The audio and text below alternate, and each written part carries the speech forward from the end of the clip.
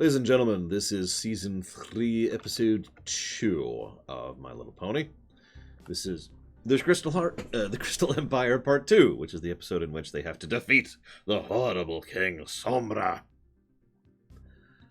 I don't know how to summarize this episode. So they go, and the main five have to maintain the fair, so people are happy, so that Cadence can maintain the spell, and Spike can get the heart, which Twilight is getting to, and then they all get to go to the end. There you go, crystals. There you go. That's the episode. If it's not obvious, I do like these episodes, especially given how much there is to think about world building wise. Do me a favor. Let's leave Sombra to the end this time. Can we do that, please? We'll talk about Sombra, I swear. First, let's talk about Celestia and Luna.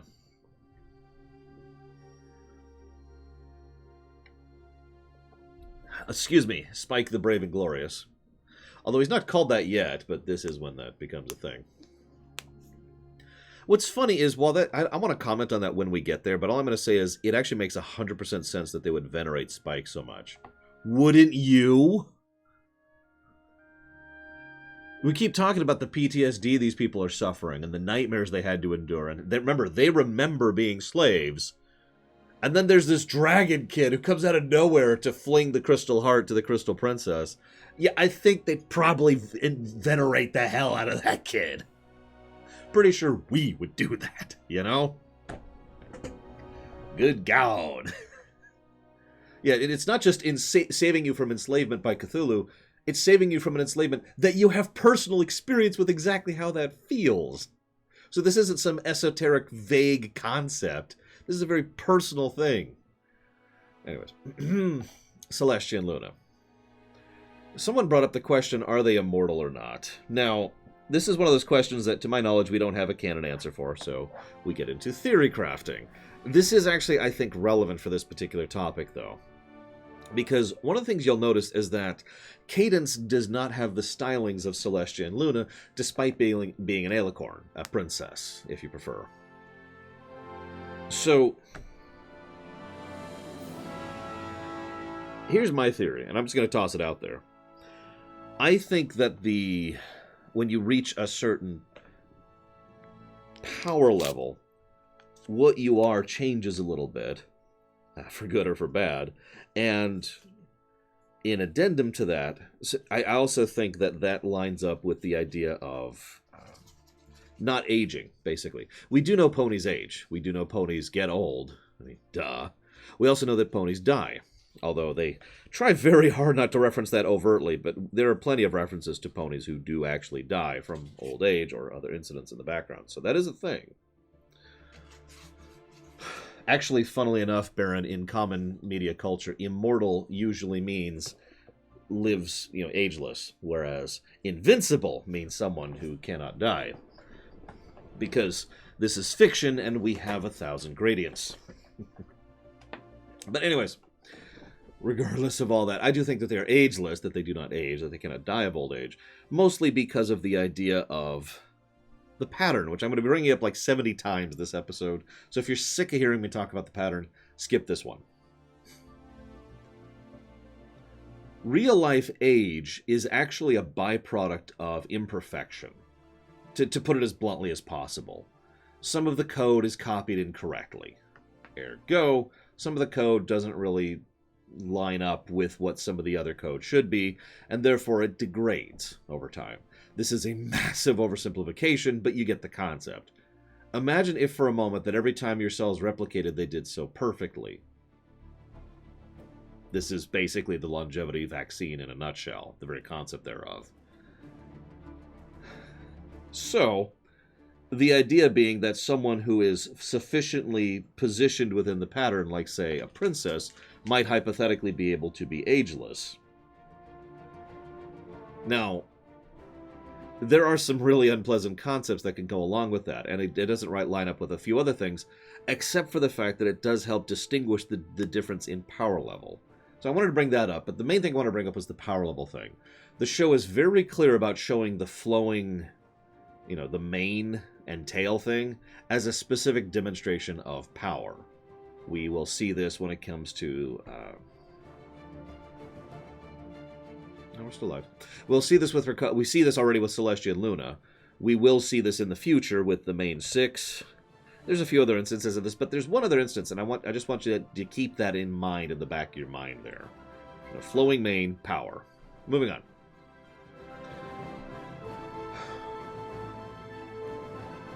So, more fuel to the fire about the whole magnifying thing. What's funny is I don't have much new to add. We talked too much about this in the first episode. I blame you guys. You guys are awesome. I mean, you suck. You suck terribly.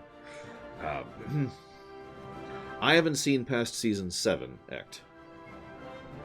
And don't plan to till we get there.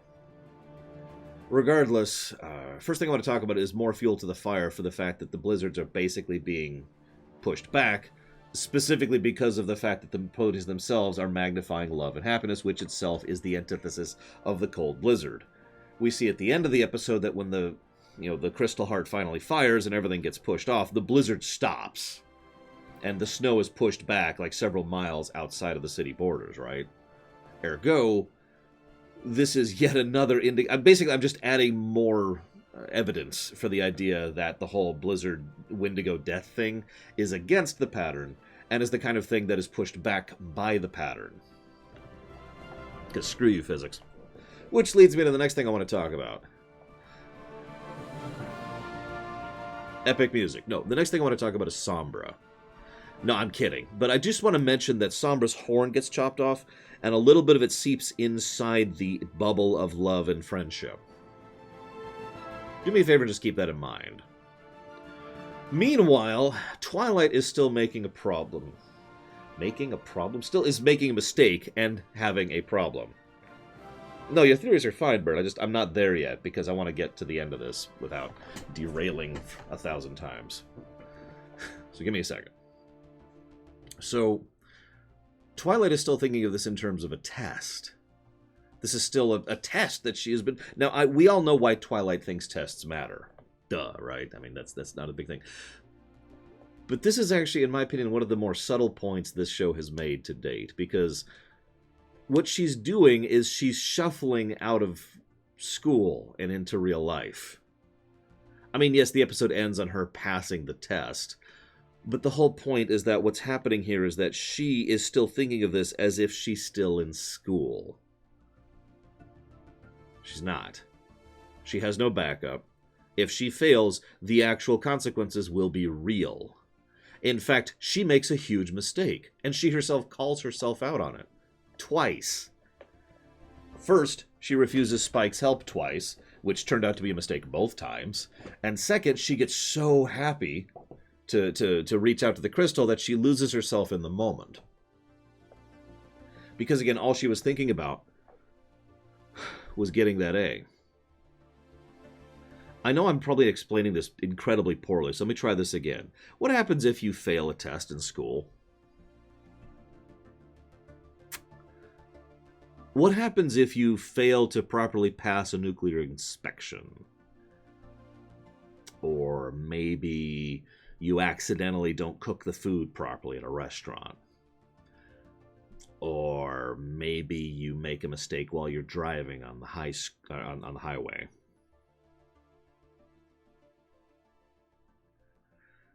Just, you get my point. I think all of us, to some extent or another, understand exactly what I'm talking about, because we all had to reach that point where we had to understand that the stakes just got real.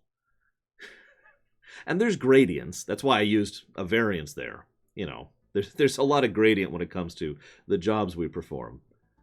But they all have the exact same point.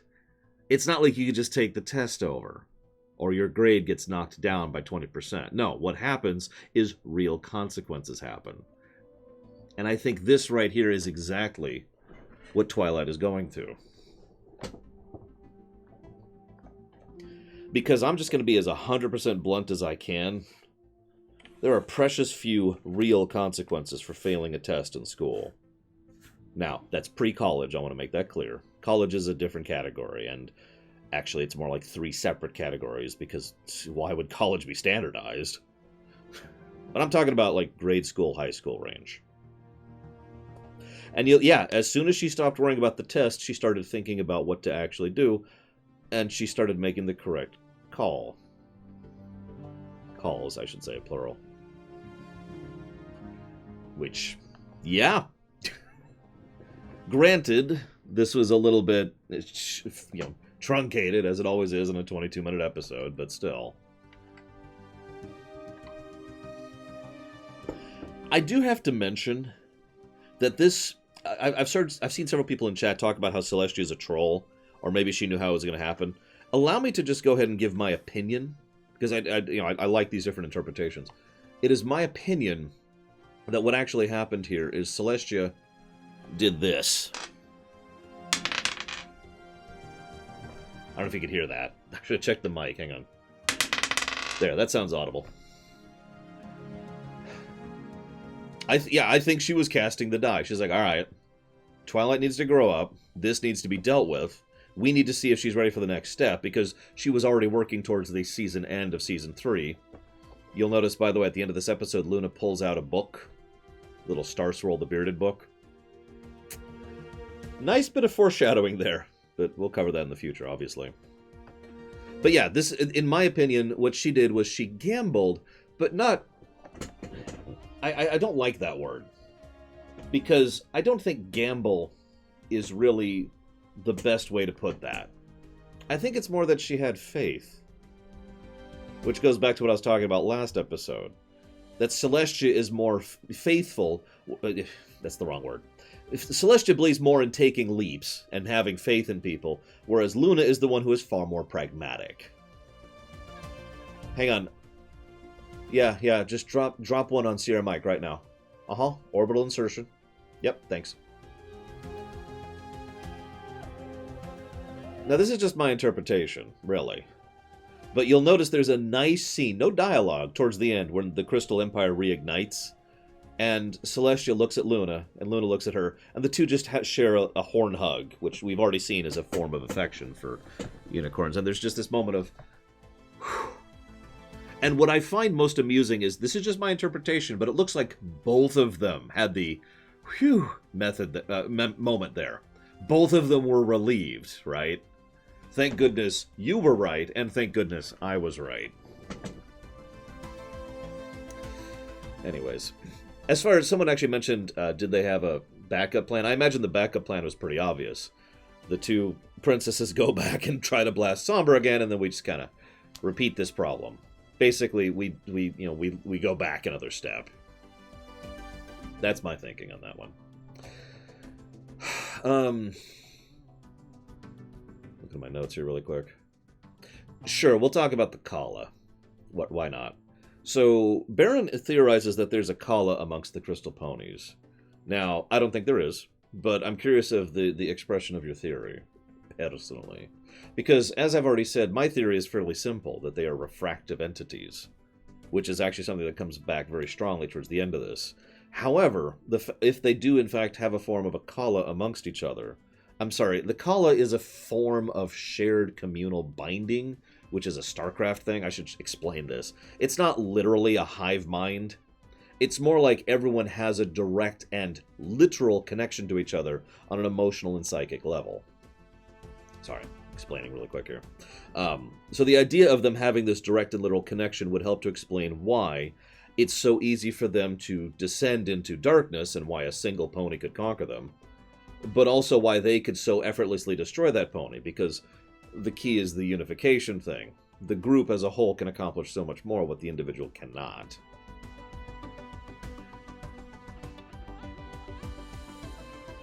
Possible, Lord Harriman. I don't know, but I'm just guessing that that was their backup plan. I mean, what else was their backup plan going to be?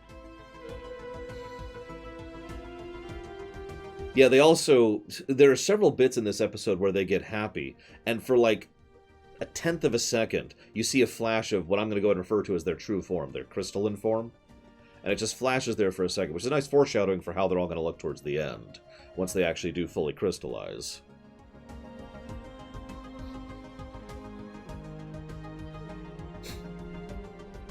I mean, a little less literal, Savacom, but I'm with you. I'm with you. Anywho. Yeah, and now we have the crystal toys. We need more toys, okay? I've said it before and I've said it again. I don't mind if you commercialize your product, as long as it's, not in my face, and being put to good effect. And we got a pretty good show out of it, so, you know, I'm cool. I'm cool.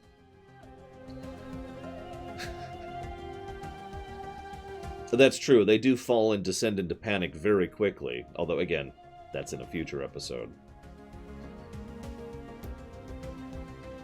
So, that is a good question, Lord Harrimont. We can only speculate, but you're right. It's not even mentioned as a possibility in the episode.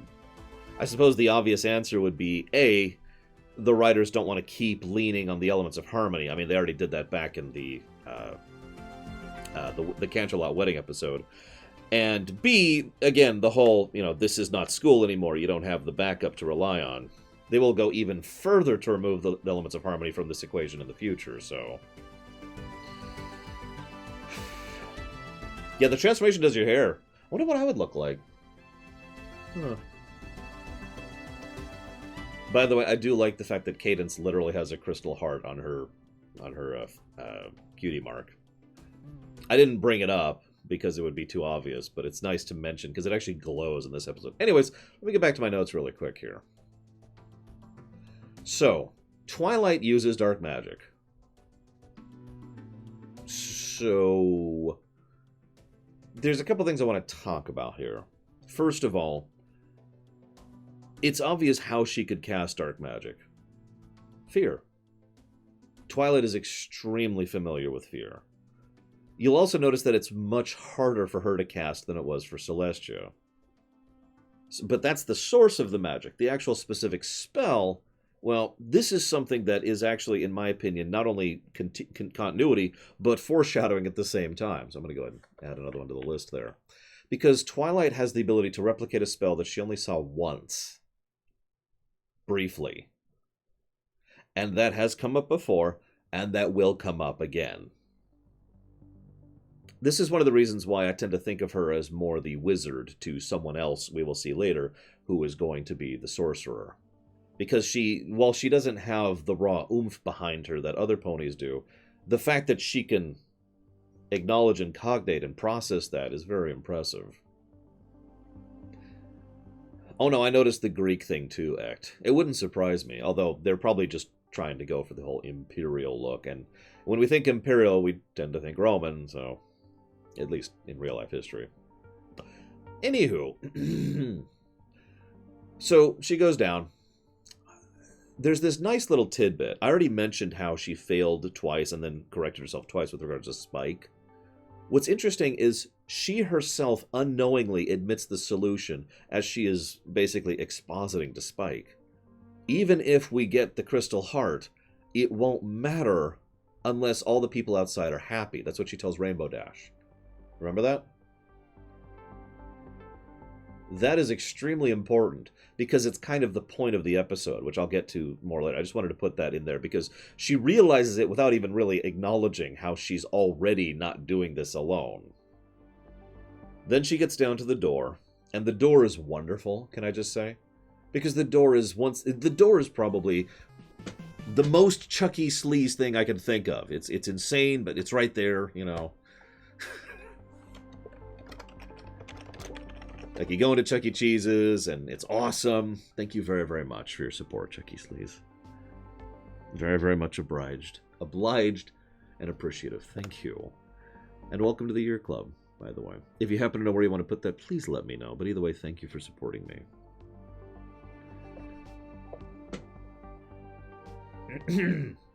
The door is the most obvious visual presentation of the metaphor I keep banging on about, and have been since we started the first episode. Fear. That door preys on your biggest fears. And you'll notice that both Twilight and Spike are absolutely crushed by their fears by themselves. They, of their individual wills, cannot break out of that fear. It took Spike to break her out, and it took her to break Spike out. Now, as much as I'd love to not talk about Sombra, I think this is actually probably the best point to talk about Sombra. Because The only way to access something that he himself wanted to access, that he was locking away, was to cast dark magic at it, which then made it prey on your fear. So what is King Sombra's fear? Now, if we were to continue the Sauron mentality, we could actually say he has a fear. But I'm going to go ahead and just push my theory out here. I think that he's wrong.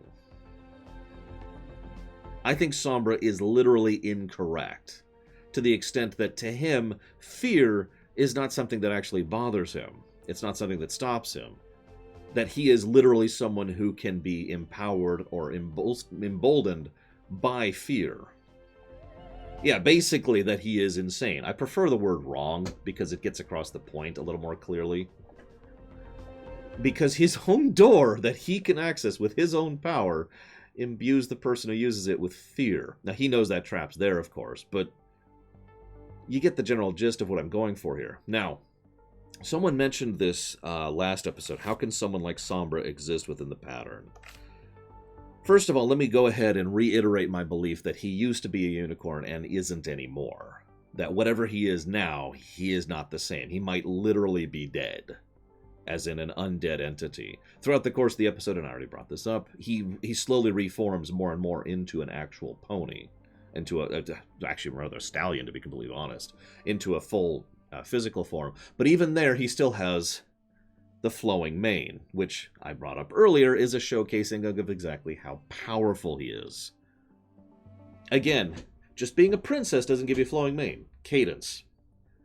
But we do know from several examples that that flowing mane thing is and the flowing tail thing is specifically a presentation of how powerful you are. Whatever he is, and we were joking about it earlier, he's basically Cthulhu. This also helps with his absence of characterization.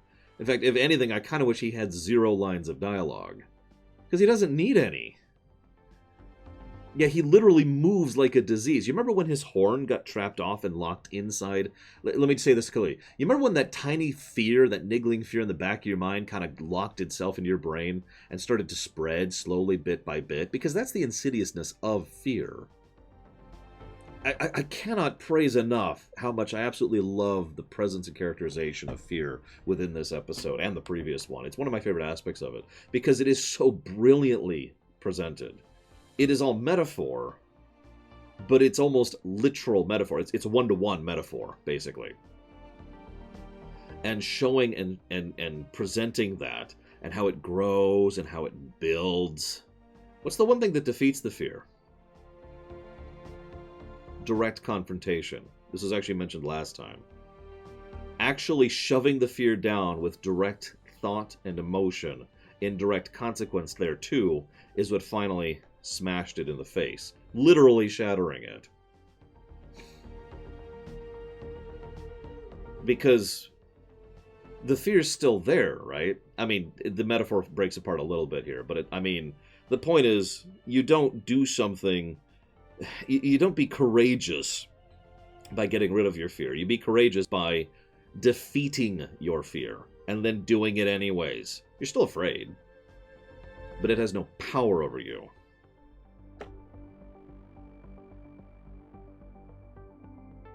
By the way, yes, I am speaking from extremely personal experience on this one, so forgive me for getting a little real here. So to get back to the in-character presentation for a moment, I mentioned the Sauron parallels and how he is kind of... Sombra, in my opinion, is basically the absence of harmony, the opposite to the pattern, capital P, because the major villains we've seen so far aren't. Nightmare Moon was someone who was misguided, misled, and frankly possessed. Discord is chaotic and admittedly mean, but both even then, and especially going forward, we will see that he is still not the opposite of harmony. What he is the absence and direct opposite of harmony. He will force his will, as Rask was saying, he will force his will upon others.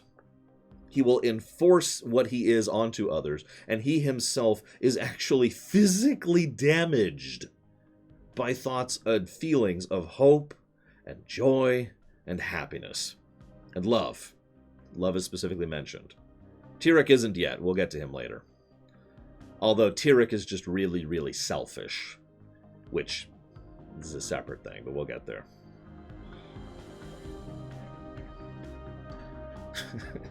Hey, good lines here, Mike. So, yeah. Sombra is such a wonderful presentation within the night of this. Yeah, I know, Shining Armor was like... Wife spear! Sorry. Which brings me to a question. How can someone like Sombra exist within this world that has the pattern, capital P? I have two theories. I would love to hear your thoughts on them. Theory number one, he was born that way. He was an aberration, a mutant, a freak. He was a Cthulhu. Option number two, he chose to be that way.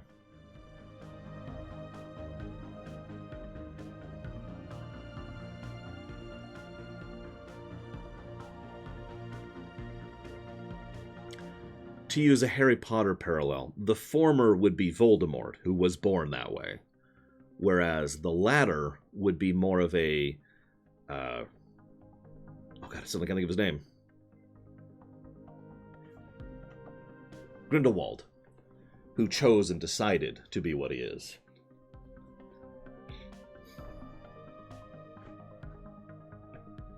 Personally, I like the idea that he chose that way.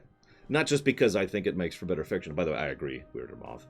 Not just because it makes for better fiction, but because, in my opinion, it fits with my overall theory of how freedom of choice is a significant and relevant part of how this setting works. We've talked in endless circles about cutie marks and choosing to be what you are, choosing your place within the pattern. Well, what happens when one person chooses to not fit at all?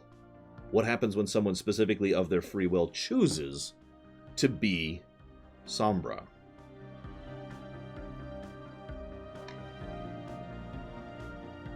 For the record, I know the comics go into his backstory. I know. The comics, just to talk about it briefly, the comics posit that he was born this way. That there were words that didn't work in his mouth. Hang on, I was just looking this up a bit ago to refresh myself on it. Give me a second. Because there's a line that stuck with me in the comics that pretty much flat out said that, yeah, he was born that way. Give me a sec. Is this it? Nope, this is it right here. This is Sombra himself speaking. I was years behind my classmates. They all knew about these things I never even heard of. Things like friends and happiness. Saying their words felt like chewing peanut brittle, like my mouth wasn't supposed to say them.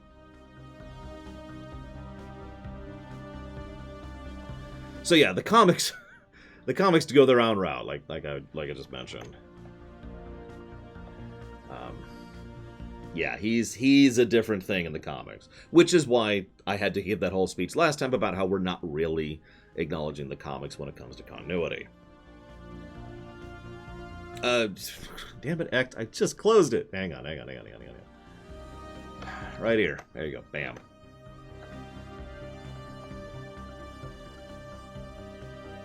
Like, there's more, but that's the specific scene I was referencing there. There we go. But yeah, I prefer it's the choice thing, because... How do I phrase this? Because for me, it means more if someone has to choose to be good than if they just automatically fit. And if you allow for the possibility of people not being able to choose good, then you have the possibility that people can choose bad of various degrees. However, in my opinion, that makes the choice to be good more impactful. And when I say good, obviously people are going to yell at me for using terms like good, but I stand by it. Because even someone who decides to go ahead and be a good person can still be just someone who decides to sell apples. Or who's really good at making music. Or maybe they really like to be the mayor.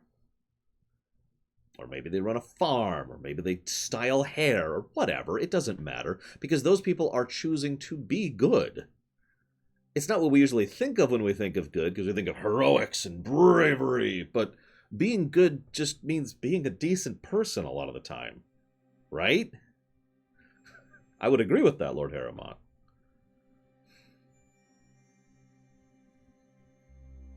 So, to me, it means more. Like in Dragon Age, like in Undertale, to be able to choose such a thing. And, if I'm being honest, the continuity hound in the back of my head has to point out that if people have the ability to choose to be good and bad, it explains a whole lot about a lot of different individuals within this setting. Like, obviously, Sombra is a good example of this, but we will see other examples of ponies who are not good, but not at the level of basically being Cthulhu. One of my favorite examples right off the top of my head is the Elvis guy. You remember him? One moment.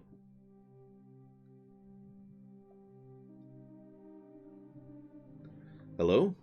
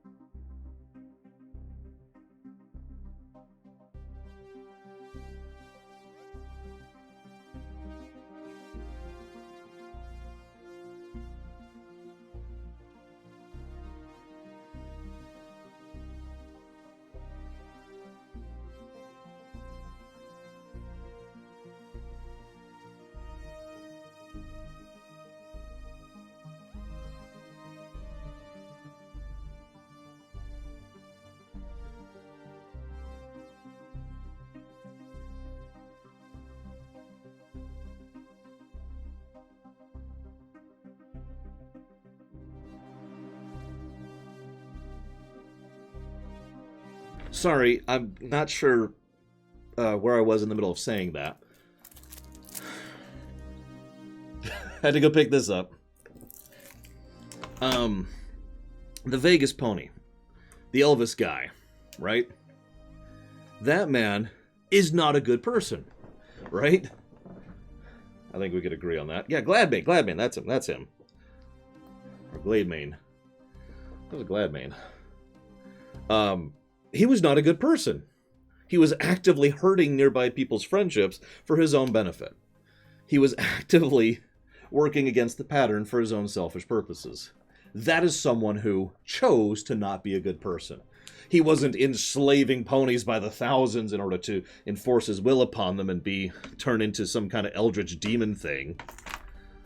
But he was still not a good person, which is my whole point.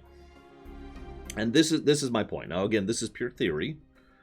It's pure headcanon, but I do think this fits the facts. I do think this lines up with what we know of this show and the way the world is presented. Totally not gonna pull out FF7 and start playing it right now. No, I'm kidding. I do need to get this installed. I'll do that off camera.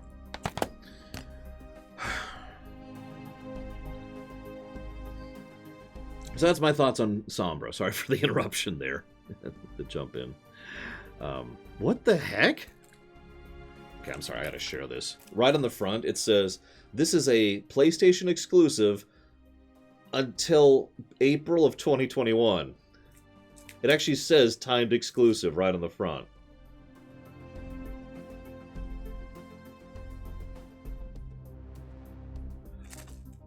Sure, game.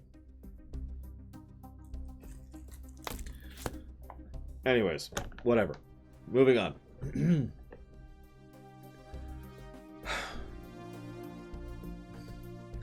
So, having... Oh, that shouldn't be too bad.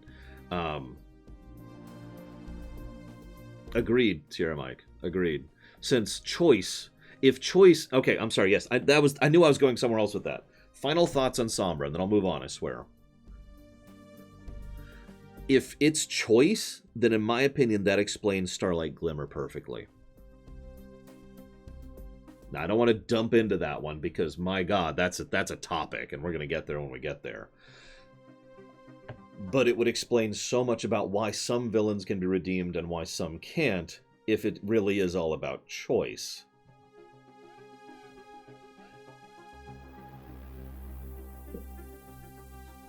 Anywho, moving on. So, Fear Door, right? It's where we stopped to talk about Sombra. The Fear Door. Can I just say that I love the way they present both of their fears? What is Twilight's horrific fear? Just absolute crushing, you failed. And it's not just that she failed, though. It's not just that she lost the test. She's done now. She's gone. Get out. I don't care where you go. Just don't go here. And her mother figure shuns her, pushes her aside, and says, nope. Yeah, it's not actually the failure, it is the consequence of failure that she is afraid of. Which, again, lines up with what I was talking about, with the idea that this is about her growing up. Yeah, basically banishment. What's Spike's fear? That one actually hit pretty hard. Huge credit to the actress who plays Spike, because, wow. Yeah, being abandoned. You are not needed anymore. You are not useful anymore. I don't want you around here. Spike starts to sob, actually starts to cry, almost immediately, within seconds. Now, we could argue how much of that is because it's a 24-minute show, but I think that's just because that fear is that close to the surface for him. My opinion.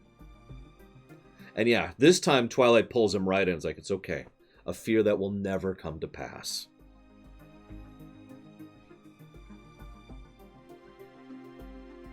Yeah. That hit harder than I thought it would. I agree. That I was not expecting to have feels for like a 10-second scene for Spike. But damn, that hit. So she goes through. Yeah, that's also when she finally says, all right, come with me. We're not screwing around anymore. And goes up. She prepares a gravity spell. Haha, she was actually prepared. Also, anyone else notice the Transformers sound effect when she uses the gravity spell? I mean, it's Hasbro, so they can do that. They can get away with that. So, starts flying up. God, where am I in my notes? I've kind of lost track here. So, we get to the top. I've kind of already talked about part of this because, you know, Twilight is like, oh, I'm finally going to make it. Nope! The final trap happens. You notice the final trap actually keeps her trapped despite teleportation. That's actually pretty impressive. But then what happens is everything comes together. And can I just say that I love this? I unabashedly love this. Because Twilight had to get the heart to get it to Spike, to get it to Cadence, to get it to the people. But she also needed the 5 to be down there bolstering the spirits of the people so they could defend themselves long enough until they could actually defeat the problem. And Cadence herself needed to be actually the one to bring this heart down so they could get it. Every little piece kind of neatly fits together in there. In fact, the only one who really didn't have much of a part to play is Shining Armor. But even he was the one who was keeping Cadence going, and of course, he's got a good throwing arm. But what I love about this, again, is that this goes back to what we were talking about last episode. Both in terms of the metaphor of dealing with post-traumatic stress or with dealing with fear, if you don't put up the temporary defenses, sometimes you don't make it to the point where you can actually defeat it, right? If all of those people hadn't been doing all of those things, if they hadn't been doing the stupid fair fight, which I haven't really talked about, or Pinky doing her jokes, or trying to make the paper mache, or talking about, don't worry, the real Crystal Heart's coming, if everyone hadn't been doing all of those roles, things would have fallen apart because all of the pieces need to be in place to defeat him. That is the nature of a pattern, after all. It wouldn't be a pattern if a piece was missing. Just be a picture then. It's the wall of melody.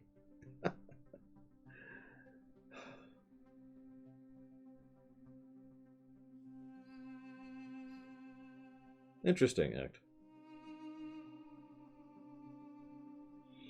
Yeah, no, exactly, Shikor. The guy who broke down and just freaked out and ran off.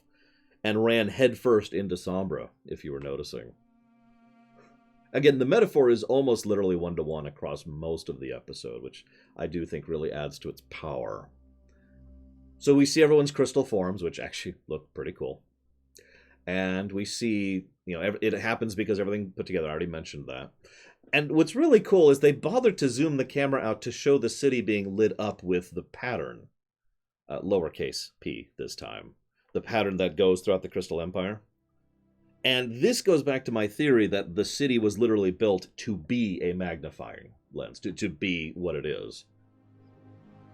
You'll notice that towards the end of the episode, this Aurora Borealis thing starts coming out from the top of the thing. And from some of the side works, we can tell that that tower is basically the size of a frickin' mountain. It's huge. So, and every time we see, I think every time we see the Crystal Empire in the future, we will continue to see the Aurora Borealis coming out from the top of it. Ergo, it is continuing to act as that sort of magnifier from whatever it is that they are feeling there at the time, which continues to be happiness and joy and love and blah, blah, blah. But yes, then Sombra is destroyed. Not imprisoned, not freed, not sealed into stone. No, he shatters. I actually saw an interview about this. The deliberate intent of this was that they wanted to show unequivocally that he was gone. He comes back in season 9. Sorry. But I wanted to mention that it was interesting to me that at the time they go way out of their way to show that he is dead and gone as the one thing that is so opposite to harmony. The one person who, if we are correct, chose to be the opposite of harmony, chose to be enforcing his will on others, chose to be selfish, chose to be evil, to put it as bluntly as we can. By the way, I don't know what his role is in season 9. I was just looking up to make sure that I wasn't wrong and that he doesn't show up in the future. He doesn't show up until season 9. And like I said, the original intent was for him to be gone. And I do think that further adds to the idea that this, of what he is and what his lack of place in the pattern is.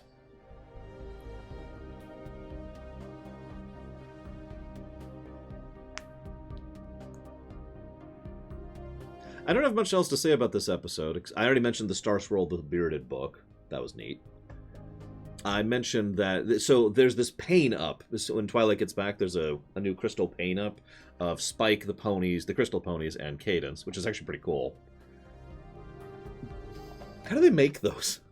Does she just cast a spell and change the window, the normal window, into like a mosaic or something? Maybe they just... Maybe it just happens naturally. I mean, we do know that kind of magic exists in this setting, and we'll definitely see that when Twilight Sparkle gets her own castle. Excuse me.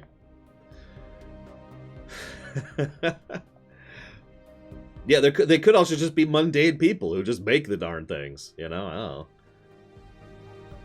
That's true, Lord Harriman. Everyone is very happy that Lord Sombra's dead, and they should be. By the way, I'm obviously skipping over the time shenanigans of Season 5 or whatever it is when it comes to him coming back, because that doesn't count. He didn't come back there. That was an alternate reality where he was never defeated. So... Anyways. And the last thing I wanted to mention on, and it's a very minor point, but I figure we'll end the episode on a light point. There's this bit where they're walking away, and Rarity's like, "Aww, I looked so pretty as a crystal pony." And AJ says, "That's okay, but good things are better when they're a rarity."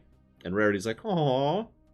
It's a very minor point, and it's the second one in both of these episodes that shows that once again they're further along the path towards becoming actual friends. It's a cute little moment, and you can only really tease with people like that once you've gotten a bit closer like that, and that's awesome, and I like that. No shipping. Unfortunately, that's not the wah-wah, because the episode doesn't end for like another 10 minutes or 5 minutes or something like that, because then they have the song. She was prepared, Since when does Twilight Sparkle ever fail? That whole thing.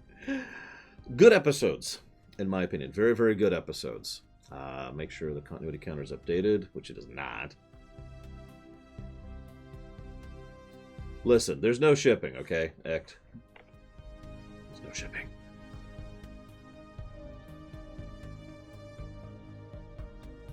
There we go. Okay. So I think that's it. I'm going to go ahead and chop off the local recording.